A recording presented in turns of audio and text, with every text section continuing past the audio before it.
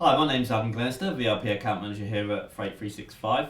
This is another edition of All Things Freight, and we thought it pertinent to talk to you today about a pressing issue coming out of the Far East regarding space, which is at a premium, and as a result of that space being at a premium, we have premium rates upwards of 10,000. I think we've heard maybe even higher. So we've got Terry Blaze, Managing Director, James Sharples, Sales Director. Hello. Just to sort of talk about some of the reasons as to why that's happening and a couple of possible solutions. So I guess the big question is, chaps, what is the cause of this? Why is this happening?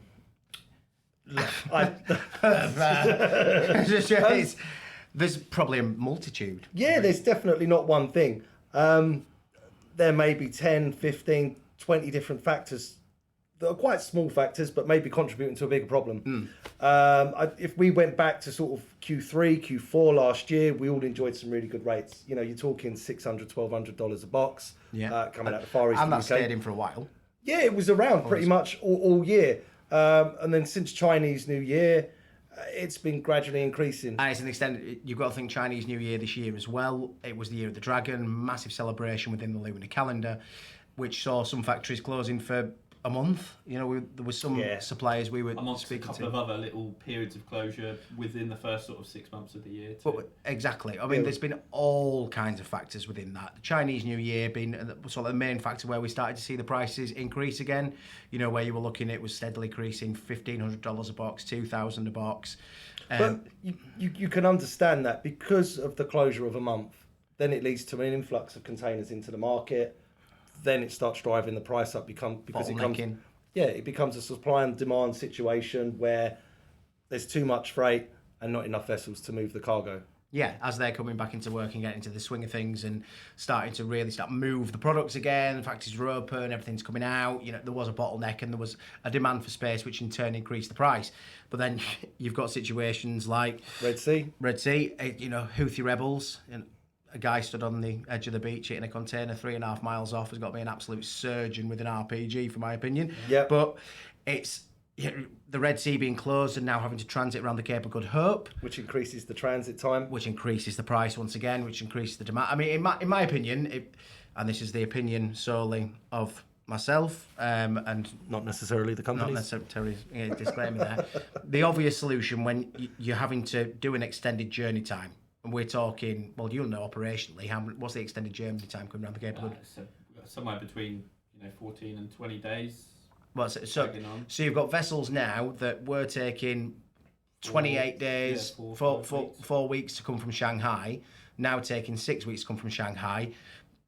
In my opinion, your obvious solution is put on more vessels to be able to keep up with the schedule and to ensure that cargo keeps moving. But we're seeing a lot of blank sailings, we're seeing a lot of port congestion. You know, why is that? I mean, surely they wouldn't do that to drive up the price, right? Maybe. But you'd think that if there are weekly sailings, as there normally are, or historically have normally been weekly sailings on quite a lot of routes, that if a 6-week transit, even going around the Cape of Good Hope, that you would think there'd be maybe 4 or 5 vessels on the water at any one time, but it doesn't look like that is the case. Well, it's not, because since post-pandemic times, you've now got the shipping lines who ship with these massive vessels. They're, mega vessels. We're talking post-pandemic times. The prices are closely getting towards pandemic times, and that's without taking the transit around the Cape of Good Hope into consideration. Well, yeah, I mean, we've seen it today. The price is increasing. It's already halfway. Was at the start of the week we heard that the prices were going to go up to $10,000 a box. Yeah, and we listened to various reliable sources of information. As a forwarder, we have to keep our ear to ground on market knowledge, and we only really use trusted sources. We're now seeing that it could exceed $20,000 for a 40 HC coming from the Far East, and it could go up. It could go up from that. So that's pandemic pricing without the Cape of Good Hope taken into consideration. Yeah, well, because you've got pandemic pricing, you've got the Red Sea, you then got the additional transit around the Cape of Good Hope. You've now got this supply and demand situation with all of the congestion. You've got blank sailings, you've got lack of equipment. Although lack of equipment was still about pandemic times, 2020, 2021. it does seem to be coming back. It's, you've got to think the amount of, is it China are responsible for 24% of the world's manufacturing, I believe. I think it's a statistic, something along those lines. If you think of all of the shipping and all of the imports that will be coming in through the Suez Canal, that obviously being a problem. The blank sailings, which is called, there's a massive port congestion now, isn't there? Yeah. The supply, another way to look at the supply and demand is if you look at the rates in terms of import shipments, thousands and thousands of pounds for boxes coming in from China. It's getting to the point now where a lot of lines might even pay you, probably wouldn't get to that point, but boxes are costing under £500 to get back out to China because they're that desperate to sort of solve the imbalance of it, of containers. So there's such an imbalance between the import and the export of these containers. So that sort of highlights the problem as well. And to couple that, we've got the war in Israel as well, which is not only affecting sea freight from the Far East, it's also affecting air freight because there's certain airlines that are now going to be rerouting to avoid areas of conflict. And they have been. You've got the Panama Canal, but drying up despite it being directly connected to the sea. Yeah, bridge. The Baltimore Bridge collapsed as well. There's been so many factors in such a short space of time. It's June. We're in June, and all this has happened. But predominantly the main area where we've seen the prices increase as drastically as they have is areas out of the Far East, and we've been second guessing pretty much all year. When we started to see the price hike in April, it was around about April time when it started to go up to $4,000 a box. We were thinking it'll calm down next month. Yeah. May comes, it's creeping up to past 5,000. It'll calm down in June. We've got to June and it's practically doubled again, and it looks like it could potentially quadruple again. Yeah, what was we talking about? 400% since February or something. Isn't it? Yeah. So it is a drastic and massive problem, but the faces you're going to be left with, unfortunately, are pay it and ship, or don't sell anything. Yeah, don't pay it and don't ship. Yeah, don't pay it and don't ship. And so it is a worrying issue, and it's worrying times for everyone. Yeah, I think so. I think you've just got to keep your ear to the ground, plan your loading. But I think we're going to cover that a bit more in solutions. Yeah. So, chaps, I guess the word on everyone's lips is, how can we avoid such high prices? Well, you can't. No, exactly, right? You can't. But the stone cold fact. Yeah, the fact is, if you want to move cargo, you've got to pay the price. But you're such at the mercy of the shipping line. Yeah, we don't control the pricing. They set the pricing. We buy the space. That's what we do as a freight forwarder. But what you can do is really look into maximising the space that you're using to ship. Look at your carton sizes for your packaging. Don't ship fresh air. If it means you might have to adjust the carton size for your specific product, talk to your supplier about it. Make sure it fits nice and square on a pallet as best as you can.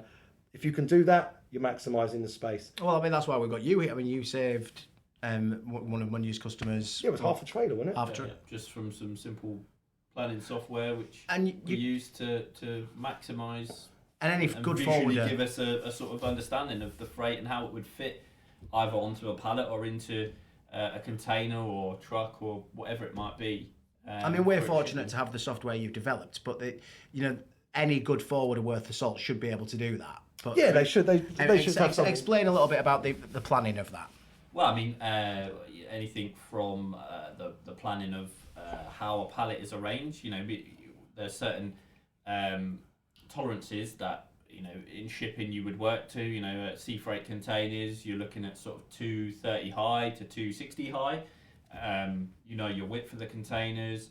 The same with air freight. You're not meant to go over sort of 160 if you want to keep it on a passenger plane. Yeah, because you want more options. So as well as knowing your limits on those loading devices, such as containers, trucks, and ULDs for air freight and things, we also then can work with the sort of standard packaging materials that are used in the supply chain, pallets, Euro pallets, American pallets, and we can use that software to visually see how your cartons or your freight will fit on those pallets, and then from there fit into those loading devices and advise on the best way to do it.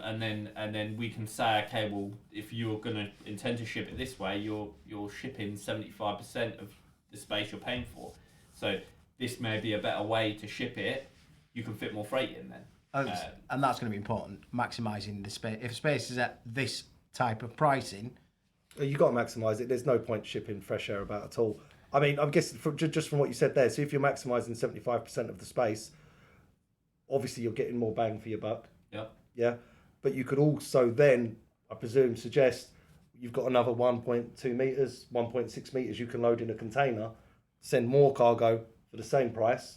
Again, maximising the value that you're paying for the box. Well, so not just that, product at that point. not just that. The example that Adam was talking about with Munier's client the other day, they're booking an FTL on an Arctic after actually working out the dimensions of the packaging and the pallets. We're booking an 18.5 tonner, which is obviously a massively reduced price. It's about maximising the space that you're shipping and making sure you're shipping via the right mode of transport to be able to reduce the cost as much as you can. Yeah, well, that actually leads on quite well because there are other solutions. It's not just sea freight. So coming in from the Far East, if we're talking particular, you have actually got a road service. There is a rail service. You've got the sea. you've got a sea freight service and an air freight service. Did I mention that? Yeah. So you have all of those things. Well, it's about the road and rail is quite busy at the minute, but then it's also about like we do with customers, and it's expensive. Yeah. But then is it? Compared to what containers could potentially be? I think there comes to a point where it's more reliable if you're in Northern Europe, because most of the rail services running to Poland or Germany, it's at that point where you kind of get a snag to get it to the UK. So before the Cape of Good Hope, the transit time was very similar, although it was sold that it was 16 days to Germany, for example. You've still got that 16 days, but can you get on the train? Have you got space to get on it? From what I've seen, quoting customers, it's busy. It's about your forwarder proactively thinking about that shipment as well. Can we rail it to Turkey? Can we then get it on a service from Turkey via the sea to come over to the UK? Yeah. Can we temporarily, or not temporarily, sorry, but there is certain urgent products that you desperately need that we can get a couple of pallets, 3 pallets on air freight to ensure that you get it, whilst also arranging your container or arranging other forms of transport that might take longer, but that might have a better price tag on it. It's about thinking proactively like that and ensuring that you've also got trust. One of the trust is such a big thing. We have clients that basically just ask us to move cargo from A to B. They don't ask us for a quote. They just ask us to get it done. They know that we're not going to spank them on a shipment because we've built a long-term partnership over many years. We've not been in freight as long as we have by doing that. Terry's been in freight 27 years now. You've got to have a trusted, open, transparent and honest relationship with your freight forwarder to be able to move freight during this time. And sorry, I was just going to say, and that also, when you have that trust with your freight forwarder, you're not just relying on them. They have to have trusted relationships with their agents. They have to have contacts direct with the shipping line. There's a whole network of people that will feed from your relationship with your freight forwarder. And that's relationships that's been built up over time. We work through a WCA, so we're protected in that sense. But not only that, there's probably only about 4 or 5 different agents that we use in each country that we've built trusted partnerships with over the years that we've been operating. So we know that, yes, they might not be as cheap as other services that are coming to you and saying they've got this price, they've got this price, they've got this price. But I can guarantee those services will end up with a TDS, an ECC, or some form of charge that will make your invoice more than what you've been quoted, which is, we operate with transparency, like I said. And you've got to make sure that you have that. You've got to make sure you have those trusted relationships to be in with the best chance of essentially moving stock with what's becoming in a bidding war. I mean, you look at... Sorry, I didn't want to stop you there, but also, knowing your deadline when you're talking to your freight forwarder is so important, because then you can speak to those agents. Yeah. Maybe they aren't the cheapest, but what you're actually looking for, of course you want the cheapest rate for the fastest service, but it's not really a thing. So if you've got the guideline to talk to your agent and say, this is my deadline, yeah, it's not the cheapest rate you got, but you know what? It actually might be the schedule that you need. Exactly that. And a good thing to note is a good forwarder doesn't work for the benefit of other forwarders. A good forwarder 100%. is there, and like us here at Freight 365, the most important links in the chain for us are our customers and their suppliers. Yes, we have to have those good relationships with all of the parties along that supply chain, but our end goal is for the customer and their supplier to be happy with their relationship with us. Yes, we need to maintain those others, but our key goal is to make them happy. Well, it's also about not being greedy as well. You know, it's unfortunately, and it's a difficult sales role within freight. You know, it really is a difficult role, and trying to get that message across is difficult because freight has a reputation, and from some of the horror stories you hear, you can see how filthy a world freight potentially can be. But that needs to stop. You know, forwarders need to start thinking differently. You know, there can't be just greed and getting as much money out of an opportunity and smash and grab. No, it needs to be a trusted partnership that you build up. And a lot of people do. A lot of people do that. A lot of people do that, and that's why it can be such a difficult sales role because everybody ties you with the same brush. We're completely operating within the interest of the VIP client that we have, the shipper, you know, the consignor or the consignee. We're not acting in the shipping line's interest. The shipping line's got enough money. It's our job to find the best service for the best price. Fight for your customer. Exactly, and we're fighting for our customers. I mean, there's loads of other ideas, and I could explain how we operate with our VIP clients, but I don't want to give too many away of our award-winning formulas or secrets. So if you did want the secret sauce, you have to come give us a ring. Yeah. You know, we can sort it out for you. Okay, so just to quickly summarise, the solution is 1, find a freight forwarder you trust. Yeah? Yep. 100%. 2, make sure you're maximising the space. You don't want to be shipping dead space. 3, your freight forwarder should be actively and proactively. You know, one of the main things and main reasons people come to us is the fact of reliability, integrity, and communication. We're always communicating with our clients. They don't have to chase us to find an update for their shipment. We do operate with integrity, and when I say complete transparency, I mean complete transparency, but I don't want to give too much away from on here. And not only that, make sure that you're delivering the service that you've promised. There's no hidden charges. No, if you've made a mistake and you've messed up, make sure that you honour it. You know, it's about building those long-term partnerships, and that's what you should be doing. You should find a forwarder that you can trust, that's operating within your interest to find the solution to the problem. You can't just go, oh, I'm sorry, that's it. Oh, well, no, you're not going to get it for 6 weeks. Is there a rail service? Is there a way we can road it to somewhere? Yeah, so if your freight forward, if you said to your freight forwarder, this is what I want, and he said you can't have it. Why? Right. Anything. So that's a marker, perhaps, where you should start looking for somebody else who might be able to offer you an alternative. There is always a solution. There's always a solution. It might not be the exact solution that you need or you require. It might be a week later than you'd initially planned, but not the 6 weeks later that other services might be, oh, well, we can't do it. Yes, you can. Just think differently. Do something different. They don't want to put that effort in to maintain that relationship with their clients. But give us a ring. We'll sort it out. That was really good. I think the whole 6-minute thing's out the window. In 60 minutes, yeah, isn't it? That could have easily been like a full podcast, man.